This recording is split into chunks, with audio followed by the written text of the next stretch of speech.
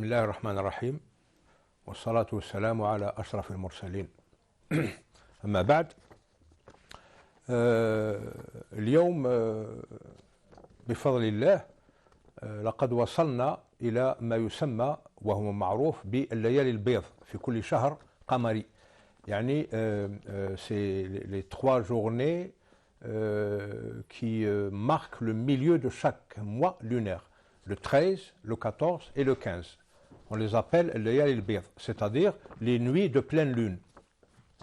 Et il y a un lien direct avec le jeûne, parce que le jeûne sacré est un acte d'adoration et de dévotion, comme on l'a vu la dernière fois. Et il est très recommandé de jeûner durant ces 3 jours, donc le 13, le 14 et le 15 de chaque mois lunaire. Pourquoi? Parce que il est dit dans plusieurs hadiths que Allah subhanahu wa ta'ala, dans son immense bonté, octroie à chaque individu qui fait une bonne action, il la décuple. C'est-à-dire, si vous faites une hasana, une bonne action, il vous sera comptabilisé 10 actions, 10 hasanat. Al-hasanatu bi'ashrin min amthaliha. Alors, imaginez un peu quelqu'un qui fait le jeûne tous les mois lunaires durant 3 jours. Donc, 3 jours multipliés par 10, ça fait 30 jours par mois. Et donc, ça fait à peu près une année lunaire. C'est comme s'il jeûnait sans arrêt, sans muddahr, sans que ce soit, parce que le jeûne sans arrêt n'est pas recommandé en islam, sans muddahr. Donc le jeûne, quelle que soit la disposition du croyant, du servant de Dieu, est un acte d'adoration et de dévotion. Évidemment, il y a plusieurs formes de jeûne. Le jeûne sacré, il y a d'abord le fard, ce qui est obligatoire, comme le mois de Ramadan, parce qu'il a été institué par la révélation directement. Il s'agit de mashrou'iyat as-sawm. Allah subhanahu wa ta'ala dit dans le Saint-Coran: Ya ayyuhalladhina amanu kutiba alaykumus siyam kama kutiba ala alladhina min qablikum la'allakum tattaqun. Al-Baqara, sourate Al-Baqara, l'aya 183. Il a dit aussi Ya ayyuhalladhina amanu kutiba alaykumus siyam kama kutiba ala alladhina min qablikum la'allakum tattaqun. Et شهر رمضان الذي أنزل فيه القرآن هدى للناس وبينات من الهدى والفرقان. Toujours sur Al-Baqara, le verset 185. Évidemment, il faut toujours se rappeler que ce mois de Ramadan est un mois béni parce que le Coran justement a été révélé durant ce mois de Ramadan. Il a été descendu, nuzul, globalement durant la nuit de Laylatul Qadr. Donc ça augmente la valeur morale et symbolique de ce mois de Ramadan.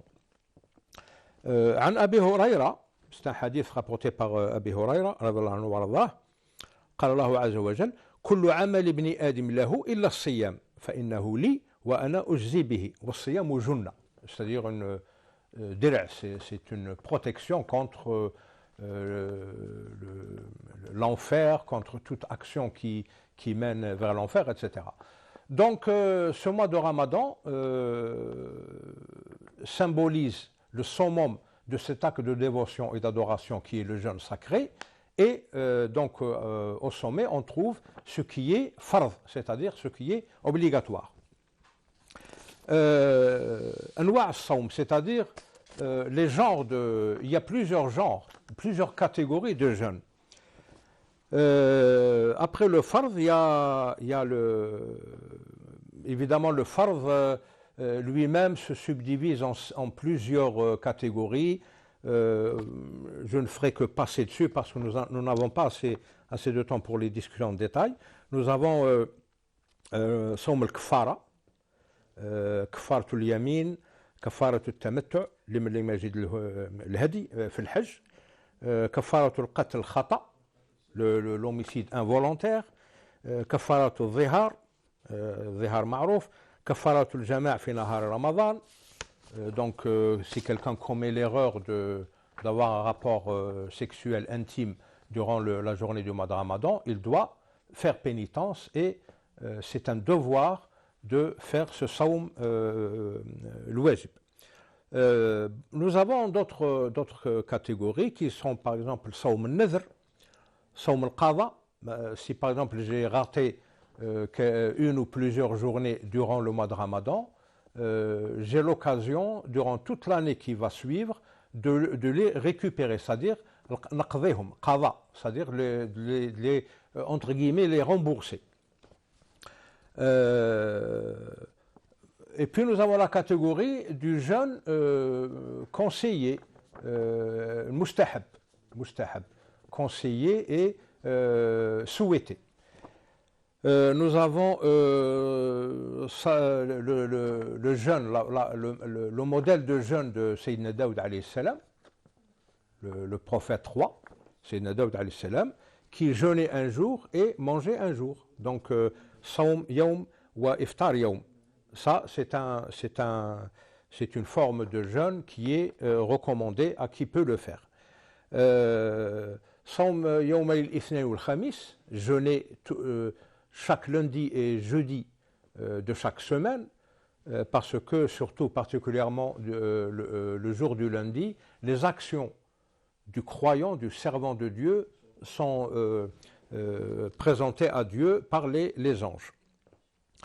Nous avons ce dont on a parlé précédemment, le jeûne des 3 jours, dont les 3 nuits sont des nuits de pleine lune, l'Ayyam al-Bayd.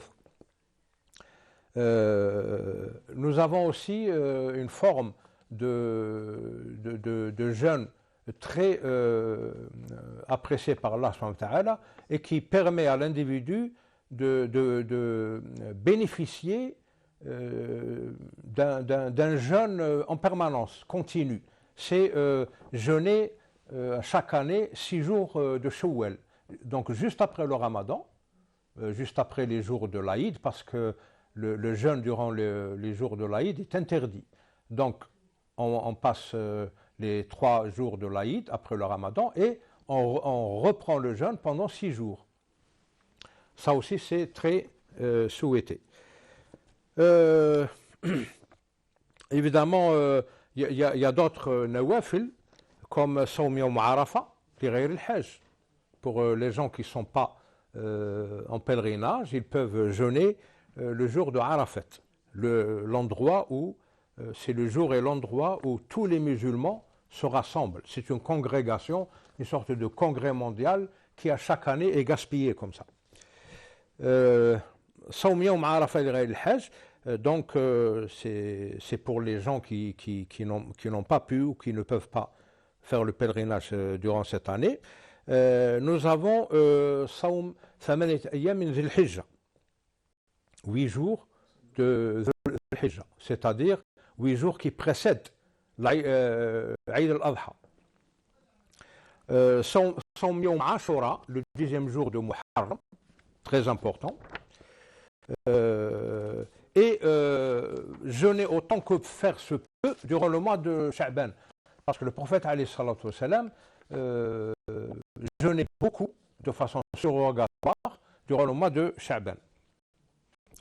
Nous avons la 3e et dernière catégorie, Sawm al-Makruh, c'est-à-dire qui est déconseillé. Évidemment, les cas sont connus dans les cursus du fiqh, etc. Il y a assez de spécialistes dans cette chaîne pour expliquer tout ça. Donc, pour gagner du temps, je passe dessus. Mais je donne juste les titres. Donc, Sawm al-Makruh, le jeûne déconseillé, c'est Sawm al-Dahr, c'est-à-dire jeûner continuellement. Sawm al-wisal, c'est-à-dire ne pas briser briser le jeûne au coucher du soleil et continuer jusqu'au lendemain. Ça, c'est makruh. Nous avons aussi ifrad yom al-jum'a wa ifrad yom al-sibt pour des raisons différentes. Quelqu'un qui veut jeûner le vendredi, il doit lui associer soit le jeudi, soit le samedi. Même chose pour le samedi. Les 2 jours de l'Aïd, Aïd al-Fitr et Aïd al-Adha, il est interdit de jeûner. Et Sawm al-Ha'id, durant les menstrues, les femmes ne doivent pas jeûner. Donc, cet acte de jeûner est très important. Il est strictement régulé, il est strictement légiféré, et le musulman, le croyant, le servant de Dieu doit s'y conformer pour pouvoir bénéficier de cet acte de dévotion et d'adoration durant ce mois béni à nul autre pareil. Voilà. Salam alaikum wa rahmatullahi ta'ala wa barakatuh.